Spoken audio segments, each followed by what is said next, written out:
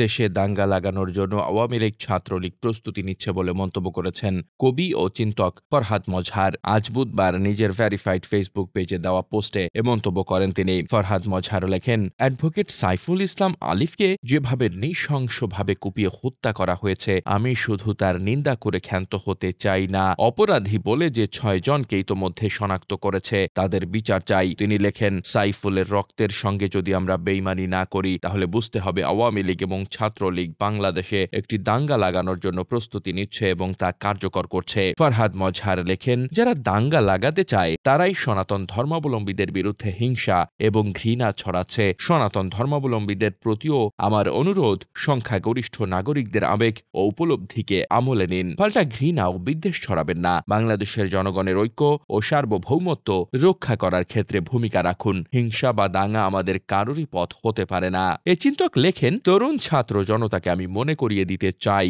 যদি দরদের রাজনীতি করব বলে আমরা অঙ্গীকার করে থাকি তাহলে ঘৃণা হিংসা পরিহার করতে হবে, অপরকে দানব করে তোলা বন্ধ করতে হবে এবং সমাজের সকল পক্ষের মধ্যে আলাপ আলোচনা ও দ্বন্দ্ব মীমাংসার দ্বার উন্মুক্ত করতে হবে। ফরহাদ মজহার তার পোস্টে আরো লেখেন, ঘৃণা এবং হিংসা দ্বারা আমরা বাংলাদেশের রাজনৈতিক সমস্যার কোনো সমাধান করতে পারবো না, এমনকি ঔপনিবেশিক কিংবা কোনো প্রকার দমন পীড়নমূলক আইন দ্বারাও নয়। দরদের রাজনীতির কথা বলেই তরুণরা ফ্যাসিস্ট হাসিনার বিরুদ্ধে জনগণকে ঐক্যবদ্ধ করতে পেরেছে। তাহলে এখনো আমাদের ভিন্ন ধর্মে বিশ্বাসী নাগরিকদের প্রতি দরদ থাকা দরকার। হিংসা ঘৃণা কিংবা ঔপনিবেশিক আইন দ্বারা তা সমাধান সম্ভব নয়। Desk report, বার্তাবাজার।